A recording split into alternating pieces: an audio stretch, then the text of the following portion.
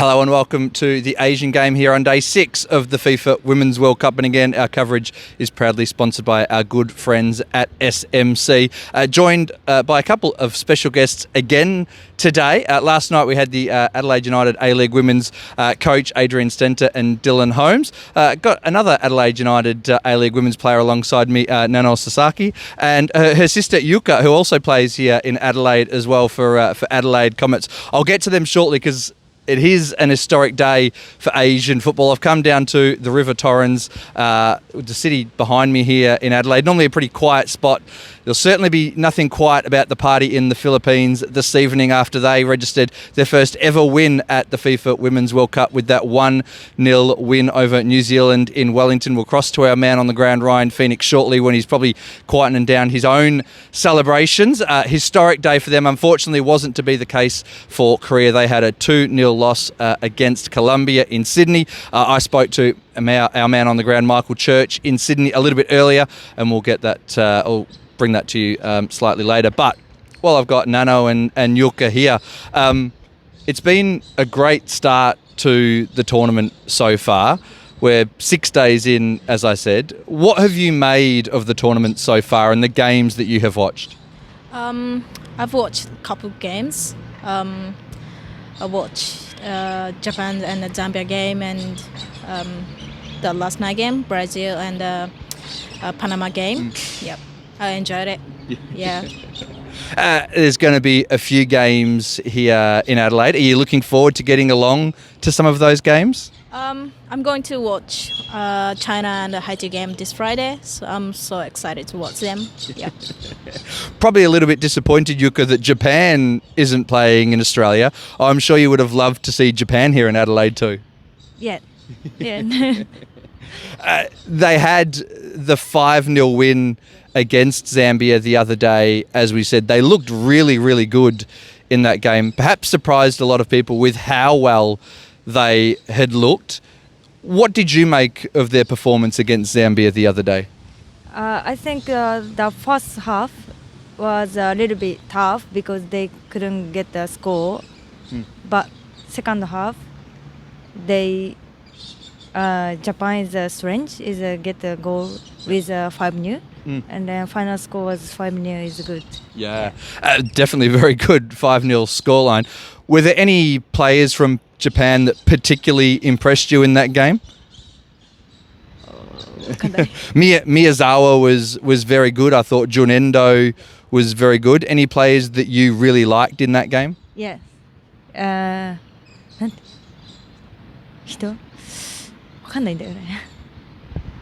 What about you? Any players that you really liked? Any players for Japan that really stood out for you? I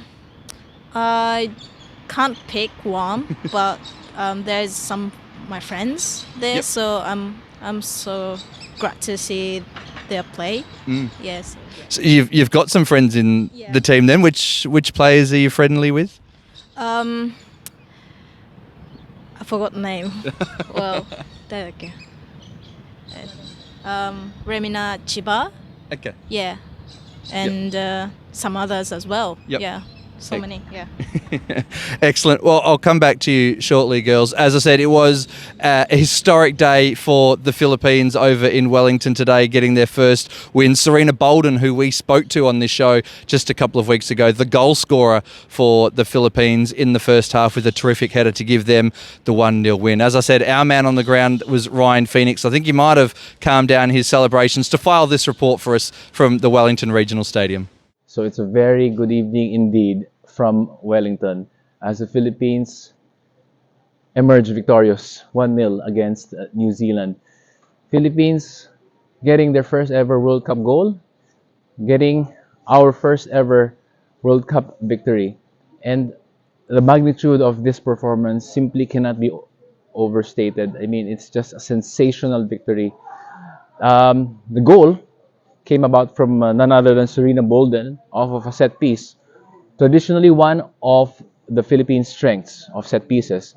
And from then, after that goal in the 24th minute, it was really backs against the wall, defending for the Philippines. But Alen Stajic, his starting 11 is the same as the game against Switzerland, but this time around, we actually started on the back foot. We were defending.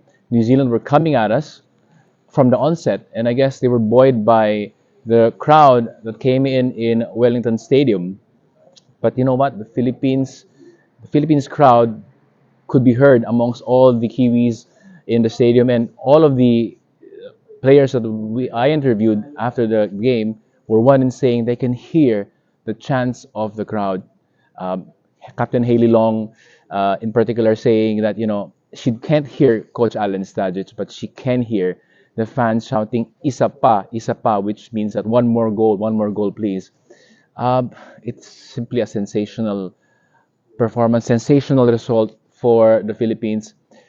I mean, I just can't put into words for once. I mean, everyone to a person just performed well. Olivia McDaniel coming up with brilliant saves. Angie Beard, the defender, just coming up with sensational as well stops. It's just from top to bottom. I mean, you can't find any fault in them. Norway up next for the Philippines, and as Alan Stajic says, you can't put a ceiling as to where and how the Philippines will end up, because I mean, hope springs eternal. New Zealand had a goal chalked for offside, and for a few minutes there, New Zealanders celebrated in the stadium. Filipinos obviously very deflated, but for once, I think the three letters VAR are the three favorite letters of the Filipino fans today. And New Zealand had a ball hit the post as well. I mean, the football gods may be showing us some love for today. Against Norway on Sunday, and I mean, who knows? After this result, it's just gonna be a wave of momentum, I think. And fingers crossed, we'll do our best again and hope for the best on Sunday.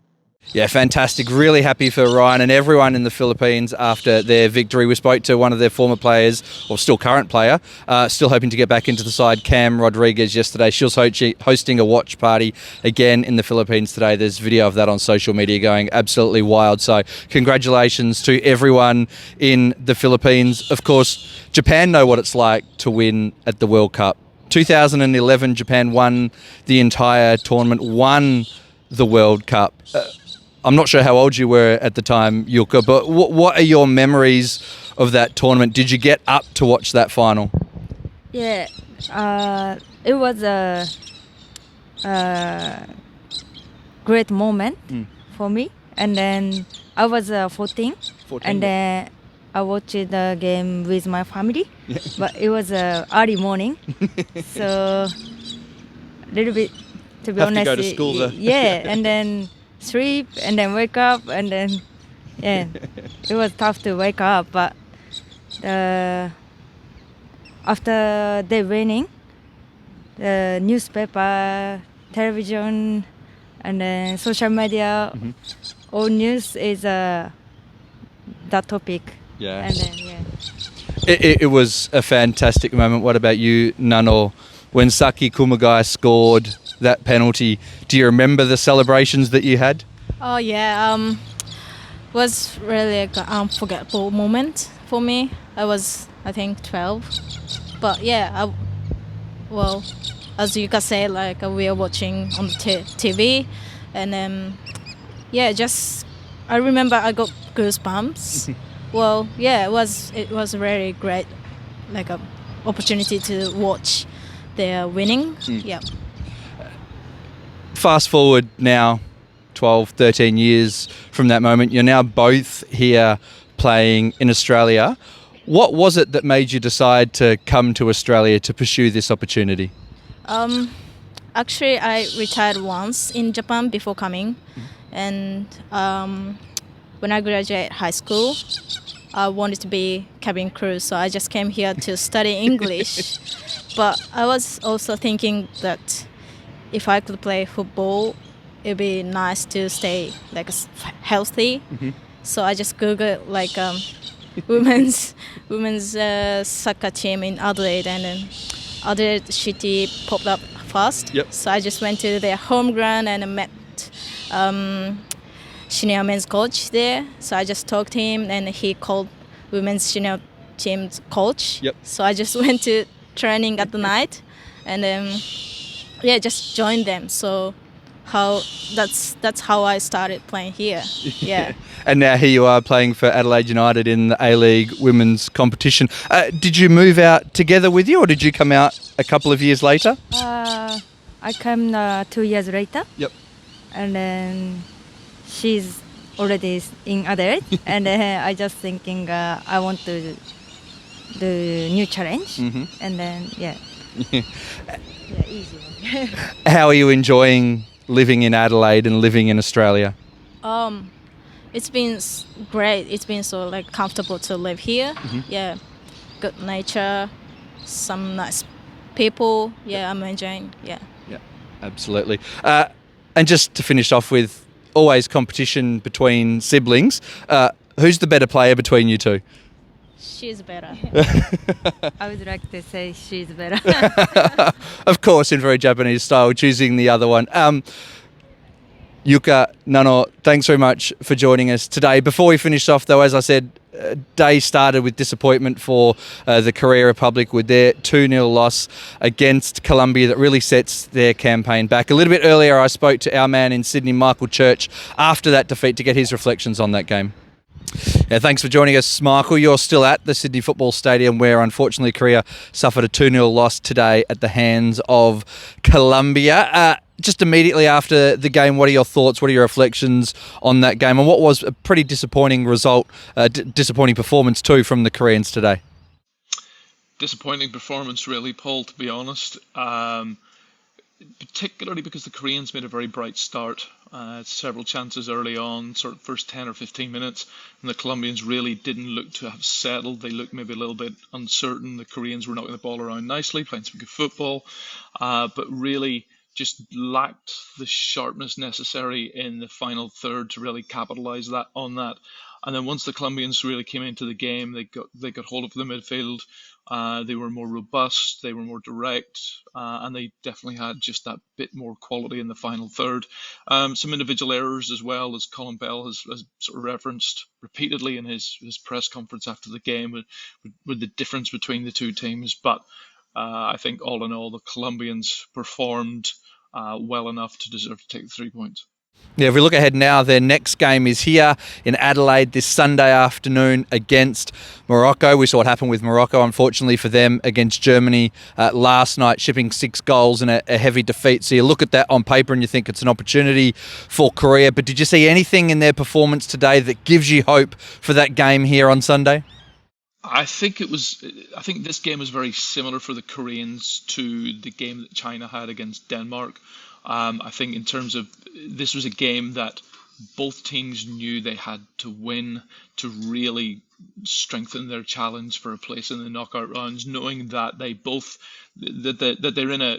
in a group with what would be considered a stronger or more fancied nation. China, in the case of China, obviously we're talking about with England, and here for the Koreans with Germany. In the eyes of many people, it's a battle for second place. It's not necessarily the case, but of course you want to be going into your second game, and particularly your third game against a stronger nation, with as many points on the board as possible. So to come into this game and to have the expectation or hope that they would get something out of it, at least a point, and also with the very bright start that they made, I think there was some confidence as the game was going on that Korea would probably or possibly take something from it. But once they conceded that penalty, then it really all, I wouldn't say it fell apart, but they never really looked like getting a way back into the game.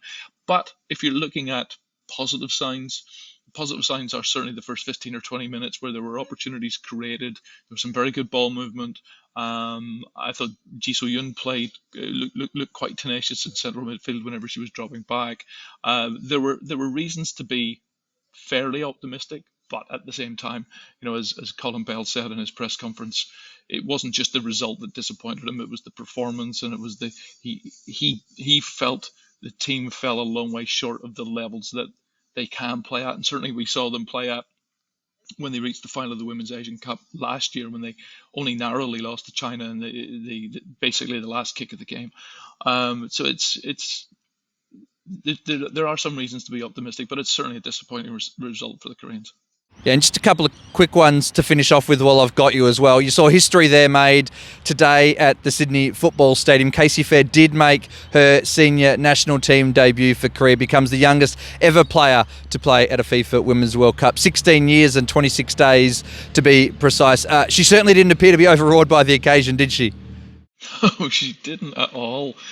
She came on and she was involved in a couple of robust challenges and battling with the Colombian defence. Look, if you're good enough, you're old enough, and that certainly seems to be Colin Bell's philosophy on this in relation to Casey Fair. She came on. She didn't necessarily make an impact, because obviously she came on, she was only on for 12 minutes plus injury time, playing for a team that was already 2-0 down and wasn't really creating a great deal. But, it won't have done her confidence any harm. She's now, she's broken the seal on that, on making that debut. It's going to take away a lot of the questions with regards to, will she become the youngest player, etc., etc. That's done. He's done that. He's managed to get that out of the way, and now it's a question to see whether she starts at some point. But she didn't look overawed at all, and I think she's strong, she's quick. I kept a bit of an eye on her in those last couple of minutes, as best as you can when you're trying to write and you're trying to watch what everything else is going on in a game. But she gave a good enough account of herself to certainly be worth another look. And just finally, while I've got you, and perhaps we'll touch upon this more when you're in town and we've got a little bit more time to go into it, but we've seen all 6 Asian nations now play their first game at this FIFA Women's World Cup. Only 2 wins, those coming to Australia and Japan, probably the 2 leading nations now from an Asian point of view in women's football. Is this a sign of perhaps the decline of women's football in Asia? If you go back 10, 15 years, you had China, North Korea up there as well. Is this a sign of the rise of Europe and the decline of Asia, or is it too early to be reaching conclusions like that? I think decline's maybe the wrong word, but I certainly think that the progress is slower than where it is elsewhere.